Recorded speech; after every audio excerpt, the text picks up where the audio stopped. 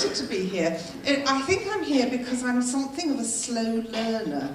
I have to say, when I joined the KPI, was some time ago, I joined in quite a different direction, and I joined because I felt I had unfulfilled potential. You know that thing that there's something more waiting to come out? I don't think it was vanity or anything like that. I just felt that I hadn't quite got to my purpose. But I was pursuing the line of being a coach, and I enjoy coaching and communication skills and working with all sorts of people like that. Great fun, but something still was missing. And the thing that turned out to be missing was afternoon tea. Because doesn't that make life better? It was a random thing. I'd done the whole of my KPI process, right to the end, and there was only one more event where we would be meeting up, and I'd been Auntie Janie, parent coach, the whole way through.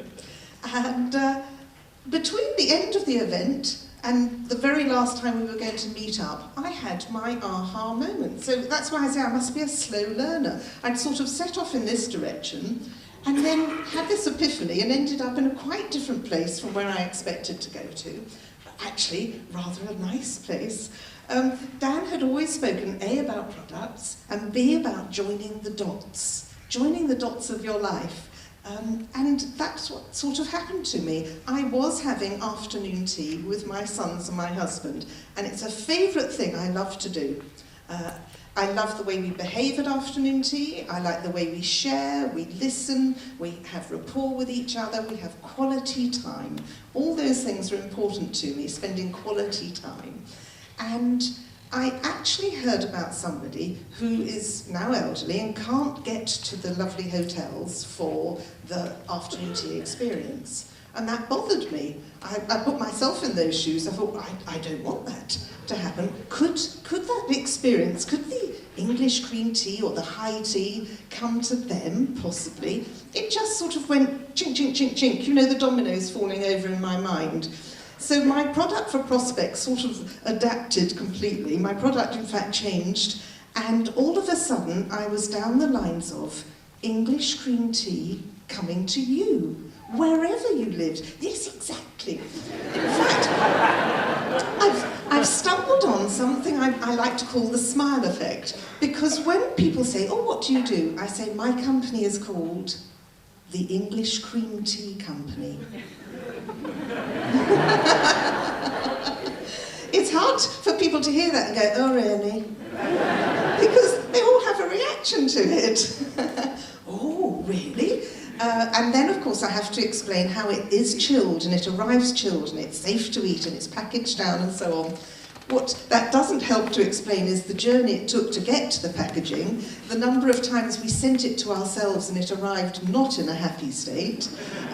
So we've been through quite a journey, and through maybe 18 different courier companies, but we got there in the end, and my main trick with that was to send a box to them.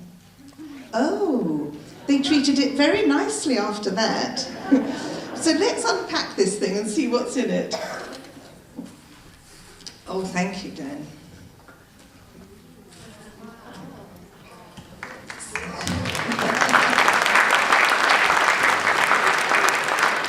We may actually have to open this up.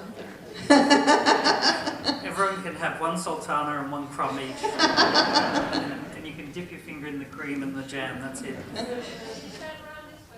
It's a 2-layer box, and on the top layer we've got some cakes, and we've got 8 plump sultanas, scones, and some chocolatey things and lemony things. Yes, go on. And underneath we've got the sandwiches, because of course it's high tea, so you've got to have the smoked salmon sandwiches and the cucumber ones and the egg mayonnaise and the cheddar and pickle. And we've got clotted cream. Of course we've got clotted cream, straight up from Rodders in Cornwall. And we've got Tiptree jam, because it's a marvellous brand. It's good enough for the Queen and it's good enough for me. Ah, in here it's lemony goodness and chocolatey goodness. And so this is a box for 4, so can you manage 8 plump scones between? Yes, surely you can. And then that's a tray that comes up there. Oh, how are we doing?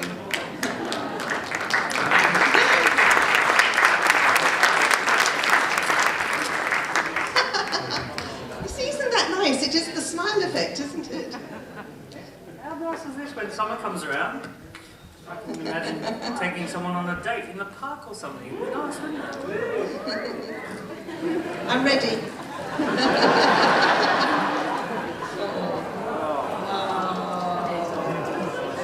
Oh, it can't be bad. It can't be bad, can it? So this we do in, tea for two, up to a hamper for six. We can send out champagne with it.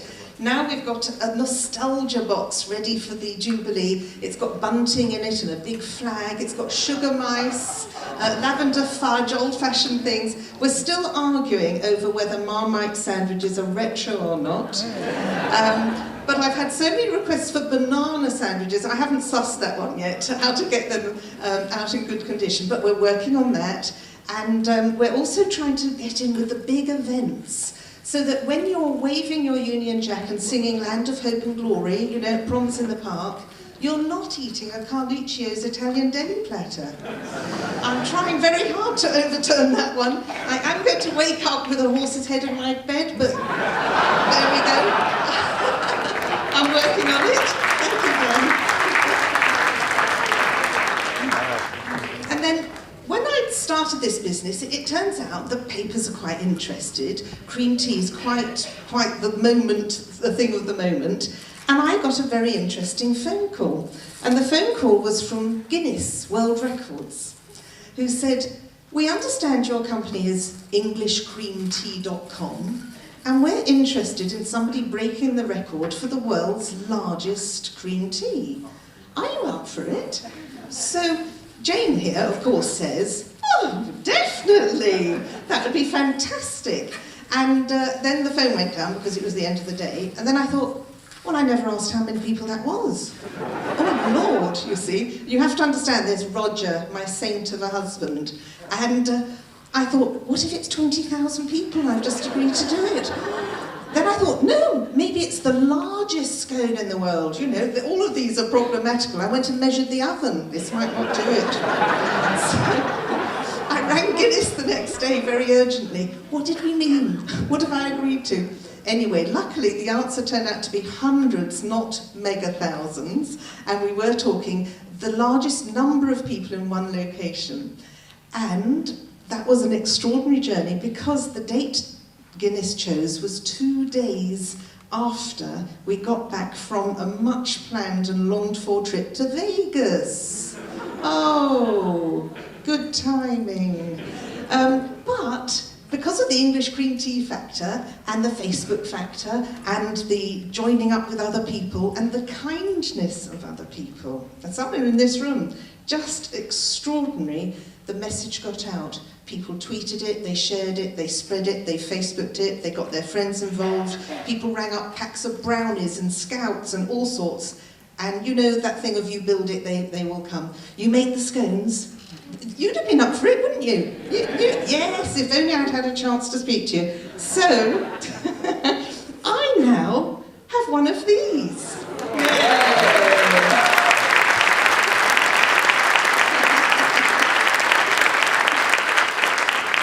Except I shouldn't say the word I, because it was a real we now have one of these. And believe me, if somebody breaks it, I'm going to be on the phone to you, because we need to be there. We've got to do better.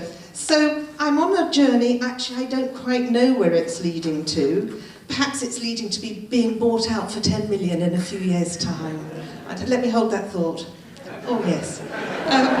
But it all began with my journey with KPI, where I was Auntie Janie, parenting coach, and now I get to work with scone gnomes every day. So thank you for listening to my journey. I'll be putting some leaflets out, but not enough scones for everyone. I'm so sorry.